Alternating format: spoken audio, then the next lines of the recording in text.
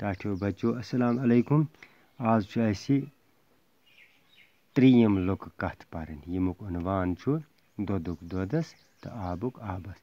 यह छु तुहंजी कशरी किताब हंदिस 33 सबकस पे तुह मुचरू किताब तो अस पढ़ो यह सबक। दपान अख गूर ओस दोदस त्रोगन आब रलावान यथ पट ओस अख हिस दोद तो 3 हिस आब कनान। अम बदयांती सत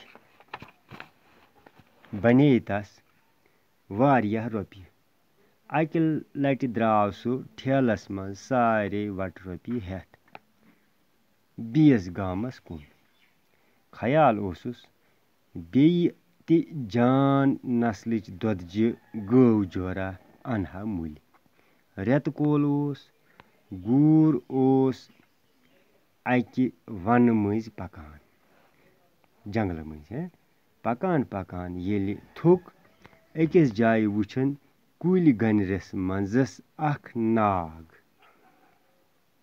त्रेशा चेयन तो रोपी ठेल शान दिथ त्रोवन लर। युथु अश पेट अश गयस अख चालाख पुंज वोथ अक थद रैल पेट तो न्यूनस रोपी ठेल शांद तल कड़ित। यानी गूर युथु पत्थर त्रो अमिस पे निंदर पेवनी वोथ अख कुल अख पुंज अख अक थद कुल पेट न्यून अमिस रोपी ठेल शांद तल कड़ित। पुंज खोत कुलिस पेट तो गूर गो बेदार। पुंज मुचरो ठेलस गंड अख रोपे लयन गूरस कुन तो 3 दिजन नागस मज धरित। गूर गंडस गुल जार पार कोरनस जे रोपी दितम वापस।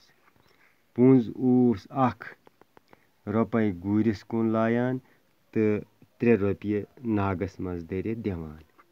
योताम ठेल सोर गो पुंज दुत सोरी ठेल गूरस कुन धरित। गूर वोनुस गूर दोपुस जालिम पंजा यह कुस तावन छुनथम।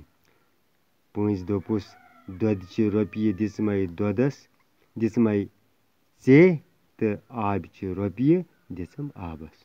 यह कहावत यह हकीकत कि यह गूर मिलावट करान दोदस तो खुदायन दितनस यह सहयत कि मिलावट करन चुन जान कि यह गुनाह। तो लिहाजा यह कैसा हराम दौलत इंसान हासिल करान नाजायज़ तरीको हासिल करान अपज वनित बदयांती करित हासिल करान अखरस पे यह सोरी जाय गसान तो इंसानस अत पेवान योरे यानी अकिस हराम रोपी पे 10 रोपी लगान पे।